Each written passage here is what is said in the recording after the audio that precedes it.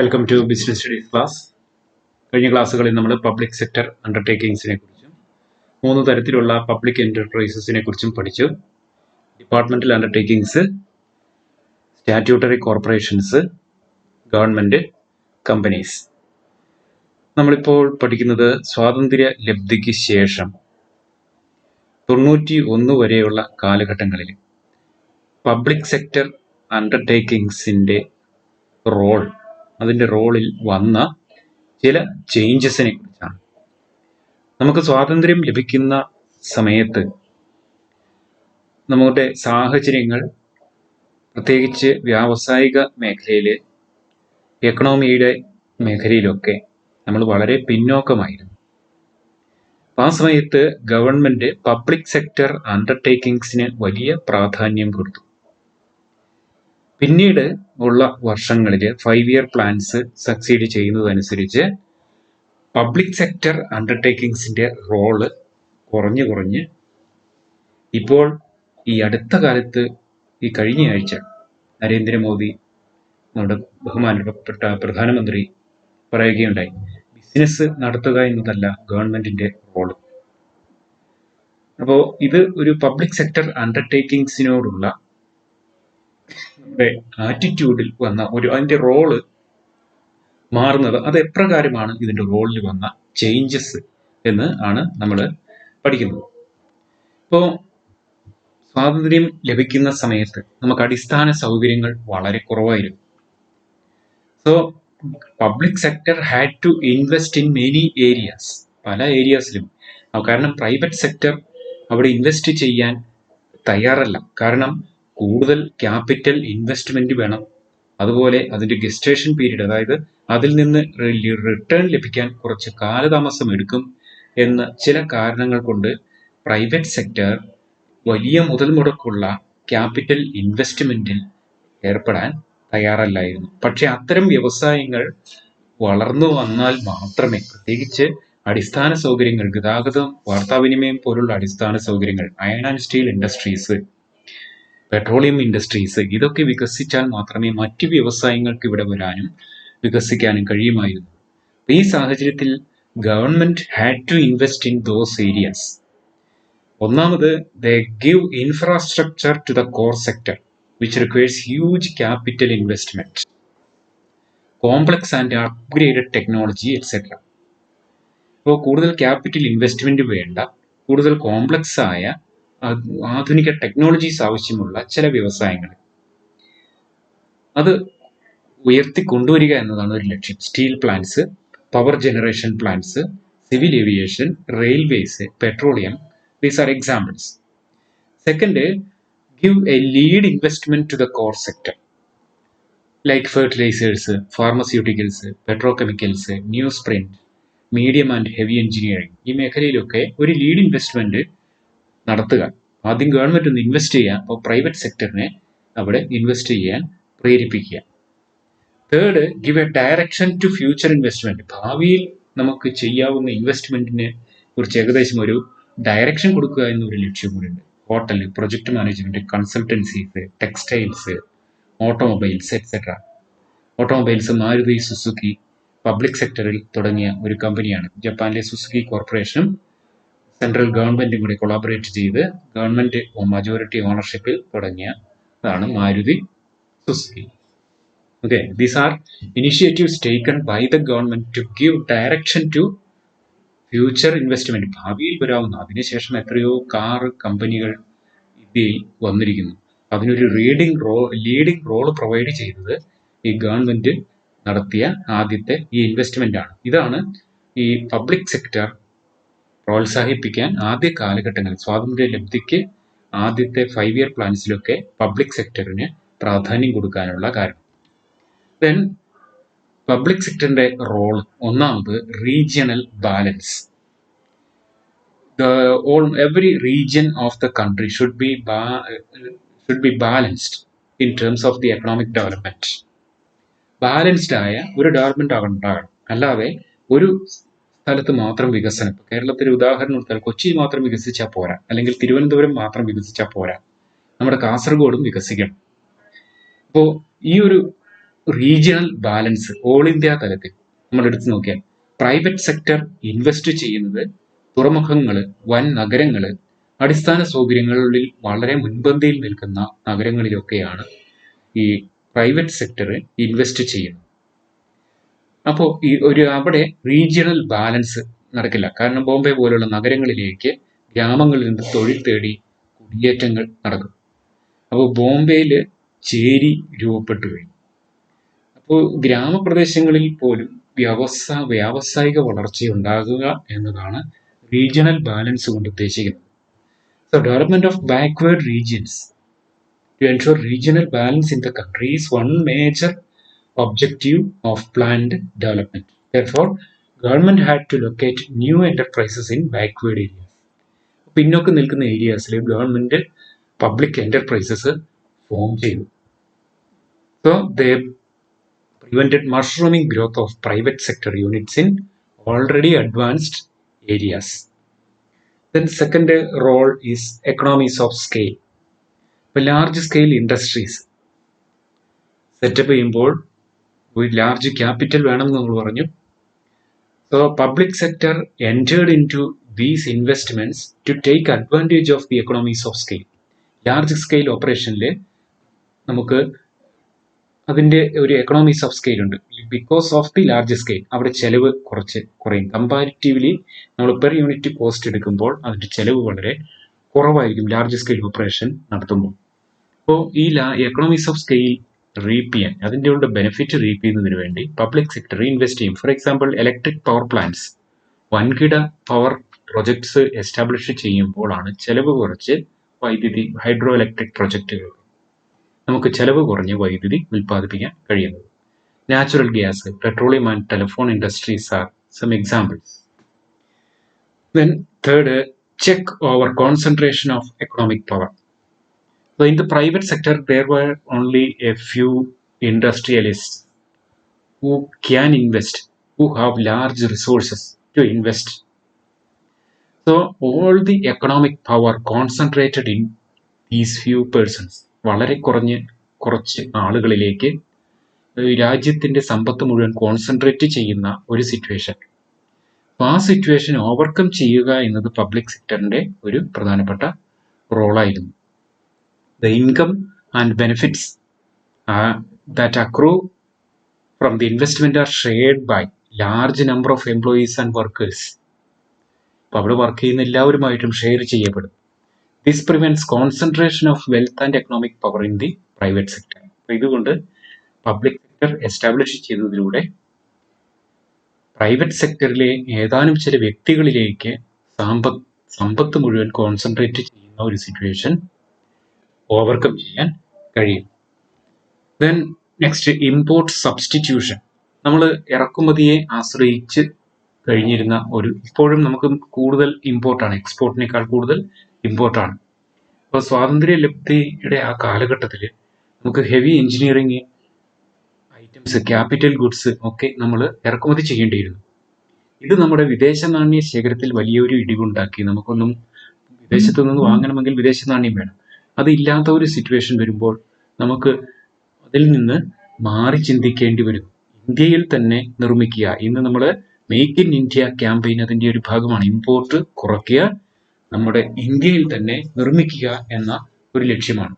അപ്പോൾ public sector companies involved in heavy engineering were established during the second and third 5-year plans with a view to import substitution. ഇറക്കുമതി കുറയ്ക്കുന്നതിന് വേണ്ടി ആ ഇറക്കുമതി ചെയ്ത capital goods ഇന്ത്യയിൽ തന്നെ നിർമ്മിക്കുന്നതിന് വേണ്ടിയാണ് ഹെവി എഞ്ചിനീയറിംഗ് കമ്പനീസ് ഇന്ത്യയിൽ ഫോം ചെയ്തു പബ്ലിക് സെക്ടറിൽ. So public sector companies like STC, MMTC helped in expanding exports of the country. Even expand ചെയ്യാനും ഈ കമ്പനികൾ സഹായിച്ചു. ദെൻ ഇത്രയാണ് നമ്മൾ role of public sector. Next what we are going to study is major government policy change in the 1991. Government policy towards public sector since 1991. 1991 ഇന്ത്യയുടെ economic situation was so pathetic. നമ്മുടെ നാടൻ ലാംഗ്വേജിൽ പറഞ്ഞാൽ കെട്ടുകാലി പണയം വെക്കുന്ന ഒരു അവസ്ഥ വരെ ഗവൺമെന്റിനോട് വിദേശ നാണ്യ ശേഖരം കുറഞ്ഞു. ഇന്ത്യയിലെ ഗോൾഡ് റിസർവ്സ് പണയം വെക്കേണ്ട സിറ്റുവേഷൻ എത്തുമ്പോൾ വിദേശത്ത് നിന്ന് ലോൺ കിട്ടണമെങ്കിൽ അവർക്ക് ഇപ്പോൾ ഒരു പരിധി കഴിഞ്ഞാൽ ലോൺ തരണമെങ്കിൽ ബാങ്കുകൾ നമുക്ക് ചില കണ്ടീഷൻസ് വയ്ക്കും. ഇതുപോലെ ഗവൺമെന്റ് മുമ്പിൽ ചില കണ്ടീഷൻസ് വെച്ചു, അത് ഗവൺമെന്റ് അംഗീകരിച്ചു. അപ്പോഴേക്കും പ്രൈവറ്റ് സെക്ടർ കുറെ കൂടി വികസിച്ചു. നമ്മുടെ ഇൻഫ്രാസ്ട്രക്ചറിൽ കുറേയധികം വികസനങ്ങൾ വന്നു. ഇപ്പോൾ 91 ഒരു major economic policy change introduce ചെയ്തു. അപ്പോൾ ആ ചേഞ്ചസ് എന്തൊക്കെയാണ് എന്ന് നമുക്ക് നോക്കാം. ഇപ്പോൾ government of India introduced 4 major reforms in the public sector in the new industrial policy in 1991. 91 4 major policy reforms ആണ് ഗവൺമെന്റ് ഇൻട്രൊഡ്യൂസ് ചെയ്തത്. അതിന്റെ ഈ മെയിൻ എലമെന്റ്സ് എന്ന് പറയുന്നത്, ഒന്നാമത് restructure and revive potentially viable PSUs. PSU public sector അണ്ടർടേക്കിംഗ്സിനെ restructure ചെയ്യും. രണ്ടാമത് close down PSUs which cannot be revived. അത് റിവൈവ് ചെയ്യാൻ കഴിയാത്തത് ക്ലോസ് ചെയ്യും, അടച്ചുപൂട്ടും. മൂന്നാമത് bring down governments investment in all non-strategic PSUs to 26% or lower. Non strategic ആയ public sector അണ്ടർടേക്കിംഗ്സിലെ investment 26% അതിൽ കുറച്ചോ കൊണ്ടുവരിക, അതായത് ഷെയർ വിൽക്കുക. Then fourth, fully protect the interest of workers. These are the elements of the policy. ഇനി ആ policy changes 4 policy changes ആണെന്ന് പറഞ്ഞു. അതിൽ ഒന്നാമത്തേത് reduction in the number of industries reserved for public sector. Okay, ഓരോന്നും പറയാം. രണ്ടാമത്തത് disinvestment of shares of a select set of public sector enterprises. മൂന്നാമത്തത് പോളിസി റിഗാർഡിംഗ് സിക് യൂണിറ്റ്സ്. നാലാമത്തത് മെമ്മോറാണ്ടം ഓഫ് അണ്ടർസ്റ്റാൻഡിംഗ്. ഇത് ഓരോന്നും എന്താണെന്ന് പറഞ്ഞുതരാം. ഒന്നാമത് reduction in the number of industries reserved for the public sector. 91 വരെ ചില കമ്പനികൾ അല്ലെങ്കിൽ ചില ഏരിയ, ഫോർ എക്സാമ്പിൾ ടെലികോം, അത് ഗവൺമെന്റ് ഇൻവെസ്റ്റ്മെന്റ് മാത്രമേ ഉണ്ടായിരുന്നുള്ളൂ, സ്വകാര്യ മേഖല അനുവദിച്ചിരുന്നില്ല. പ്രതിരോധ ഉൽപ്പന്നങ്ങൾ നിർമ്മിക്കുന്നതിന് ഗവൺമെന്റിന് മാത്രമായിരുന്നു ഇൻവെസ്റ്റ്മെന്റ്. അപ്പൊ ഇങ്ങനെ ധാരാളം കമ്പനികൾ പബ്ലിക് സെക്ടറിന് വേണ്ടി മാത്രം റിസർവ് ചെയ്യപ്പെട്ടിരുന്നു. അപ്പൊ അതിന്റെ എണ്ണം ആദ്യം 17 കമ്പനികളായിട്ട് കുറച്ചു, ബാക്കിയെല്ലാം പ്രൈവറ്റ് സെക്ടറിന് ഓപ്പൺ ചെയ്തു കൊടുത്തു. പിന്നീട് 3 കമ്പനികളായിട്ട് അതിനെ വീണ്ടും കുറച്ചു. 3 കമ്പനികൾ മാത്രം പൊതുമേഖലയിൽ നിലനിർത്തി, ബാക്കിയെല്ലാം പ്രൈവറ്റിന് ഓപ്പൺ ചെയ്തു. ഇപ്പോൾ almost all the companies, all the areas of investment are open for private investment. Okay, അപ്പോൾ number of industries reserved for the public sector gradually reduced. അത് കുറച്ച് കൊണ്ടുവന്നു. ഓക്കെ, ഇതാണ് ഒന്നാമത്തെ ചേഞ്ച്. രണ്ടാമത്തത് disinvestment of shares of select set of public sector enterprises. Disinvestment means sale of equity shares of the government companies to private sector and to the public. ഗവൺമെന്റിന്റെ കമ്പനികളുടെ share private സെക്ടറിന് വിൽക്കുക, okay, അല്ലെങ്കിൽ പബ്ലിക്കിന് വിൽക്കുക. Public എന്ന് പറഞ്ഞാൽ നമ്മളൊക്കെയാണ്. അപ്പൊ ഇതിനെയാണ് ഡിസ്ഇൻവെസ്റ്റ്മെന്റ് എന്ന് പറയുന്നത്. Disinvestment involves the sale of equity shares of public sector enterprises to the private sector and the public.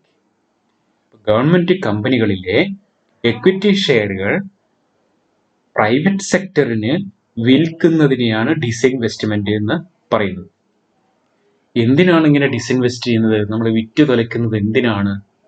ഇപ്പൊ ഗവൺമെന്റ് അതിന് 4 കാരണങ്ങളാണ് പറയുന്നത്. നമ്മൾ ഡിസ്ഇൻവെസ്റ്റ്മെന്റിനെ കേരളത്തിലെ നമ്മുടെ ഗവൺമെന്റുകൾ പലപ്പോഴും ഇതിനെ എതിർക്കുന്നുണ്ട്. എന്തിന് വിറ്റ് നശിപ്പിക്കുന്ന ഒരു മനോഭാവം. ഗവൺമെന്റ് കയ്യിൽ നല്ല ലാഭകരമായി പോകുന്ന കമ്പനികളൊക്കെ വിൽക്കുന്നത് എന്തിനാണ്?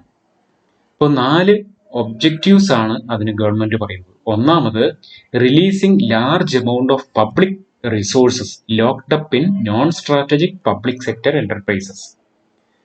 അത്ര തന്ത്രപ്രധാനമല്ലാത്ത പബ്ലിക് എന്റർപ്രൈസസിൽ വലിയ എമൗണ്ട് ഗവൺമെന്റ് ഫണ്ട് ലോക്കപ്പ് ചെയ്ത് കിടക്കുന്നുണ്ട്. ആ ഫണ്ട് ഒന്ന് റിലീസ് ചെയ്യുക, അത് സോഷ്യൽ വെൽഫെയർ ആക്ടിവിറ്റീസിന് വിനിയോഗിക്കുക എന്നതാണ് ഒരു ലക്ഷ്യം. രണ്ടാമത്തത് reducing huge amount of public debt. വിദേശ കടമുണ്ട് ഇന്ത്യക്ക്. ഈ വിദേശ കടത്തിന് വലിയ എമൗണ്ട് പലിശ കൊടുത്തുകൊണ്ടായിരിക്കുന്നു. ഈ വിദേശ കടം കുറച്ചു കൊണ്ടുവരിക, ഗവൺമെന്റ് ഷെയർ വിറ്റ് ഈ വിദേശ കടം വീട്ടുക, ഇതാണ് രണ്ടാമത്തെ ലക്ഷ്യം. മൂന്നാമത് transferring commercial risk to the private sector. Business നടത്തുക എന്ന് പറയുന്നത് എപ്പോഴും റിസ്കിയാണ്, റിസ്ക് വളരെ കൂടുതലാണ്. പല തീരുമാനങ്ങളും വളരെ റിസ്ക് എടുത്തെടുക്കേണ്ട തീരുമാനങ്ങളാണ്.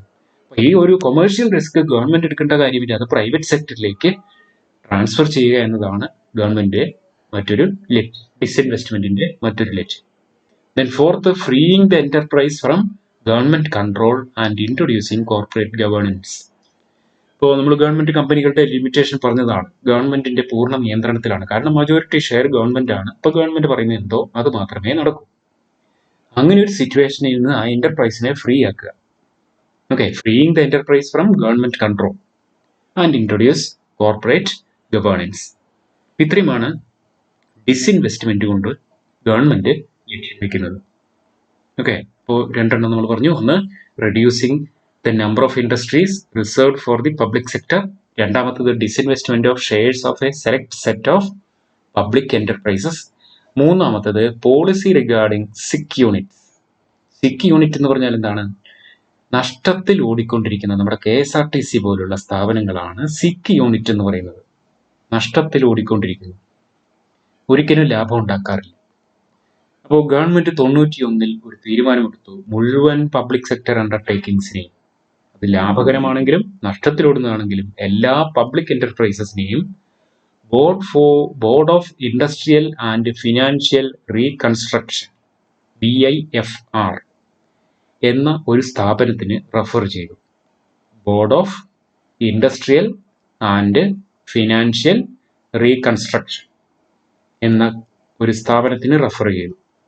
ആ സ്ഥാപനത്തിന്റെ ചുമതല എന്ന് പറഞ്ഞാൽ ഈ ഒരു പബ്ലിക് സെക്ടർ അണ്ടർടേക്കിങ്സിനെ ഒന്ന് റിവൈവ് ചെയ്യുക, റിവൈവ് ചെയ്ത് കൂടുതൽ ലാഭത്തിൽ ഓടാൻ കഴിയുന്നതിനെ ലാഭത്തിൽ പൊതുമേഖലയിൽ തന്നെ നിലനിർത്തി ലാഭത്തിൽ കൊണ്ടുവരിക, തീരെ ലാഭത്തിൽ കൊണ്ടുവരാൻ കഴിയില്ല എന്നുള്ള സ്ഥാപനങ്ങളെ അടച്ചുപൂട്ടുക. ഇപ്പൊ ധാരാളം പബ്ലിക് സെക്ടർ അണ്ടർടേക്കിങ്സ് BIFRന് റെഫർ ചെയ്ത് നഷ്ടത്തിലോടുന്നതിനെ അടച്ചുപൂട്ടി, മറ്റുള്ളതിനെ മറ്റു കമ്പനികൾക്ക് വിറ്റും മറ്റുള്ളതിന് കൂടുതൽ ലാഭകരമാക്കി. ഇപ്പോൾ പൊതുമേഖലയിൽ ധാരാളം നവരത്ന സ്റ്റാറ്റസ് ഉള്ള കമ്പനികളുണ്ട്. അതൊക്കെ അതിനുശേഷം വളർന്ന് വികസിച്ച കമ്പനികളാണ്. ഇതാണ് പോളിസി റിഗാർഡിംഗ് സിക് യൂണിറ്റ്സ്. നഷ്ടത്തിലോടുന്ന കമ്പനികൾ അടച്ചുപൂട്ടി, മറ്റുള്ളതിനെ റിവൈവ് ചെയ്ത് കൂടുതൽ ലാഭകരമായിട്ട് കൊണ്ടുപോയി. Okay, this is the third policy change by the government since 1991. Then fourth, memorandum of understanding MOU എന്ന് പറയുന്നത് കമ്പനിയുടെ മാനേജ്മെന്റ്, അത് ഗവൺമെന്റ് ഓണർഷിപ്പിലുള്ള ഡിപ്പാർട്ട്മെന്റൽ അണ്ടർടേക്കിംഗ് മുതൽ ഗവൺമെന്റ് കമ്പനികൾ ഒക്കെ അവരുടെ മാനേജ്മെന്റും ഗവൺമെന്റും തമ്മിൽ ഉള്ള ഒരു അണ്ടർസ്റ്റാൻഡിംഗ് ആണ്. Management is given autonomous power, അവർക്ക് കൂടുതൽ അധികാരം കൊടുത്തു. Okay, they can take decision by themselves but they will be accountable for the final result. Final റിസൾട്ടിന് അവർ അക്കൗണ്ടബിൾ ആണ്. അവർക്ക് എന്ത് തീരുമാനവും എടുക്കാം, അതിന് പൂർണ്ണ സ്വാതന്ത്ര്യം മാനേജ്മെന്റിനുണ്ട്, പക്ഷേ റിസൾട്ട് ഉണ്ടാവണം. അപ്പോൾ ഇവിടെ under this memorandum of understanding under MOU scheme clear targets are given to the management. Clear targets, അവർക്ക് ടാർഗറ്റ് കൊടുത്തു, ഇത്ര ലാഭം ഉണ്ടാക്കിയിരിക്കണം, അതിനവർക്ക് എന്ത് തീരുമാനവും അവർക്ക് എടുക്കാം, മാനേജ്മെന്റിന് പൂർണ്ണ സ്വാതന്ത്ര്യമുണ്ട്. ഇതാണ് മെമ്മോറാണ്ടം ഓഫ് അണ്ടർസ്റ്റാൻഡിംഗ്. ഈ 4 മേജർ പോളിസീസ്, എക്കണോമിക് പോളിസീസ് ആണ് ഗവൺമെന്റ് 1991 ഇൻട്രൊഡ്യൂസ് ചെയ്തത്. ഓക്കെ, ഒന്ന്, reduction in the number of industries reserved for the public sector. Second, disinvestment of shares of select set of public sector enterprises. Third, policy regarding sick units. And fourth, memorandum of understanding. Okay, thank you children. Go through these notes. Okay, if you have any doubts, you can ask me.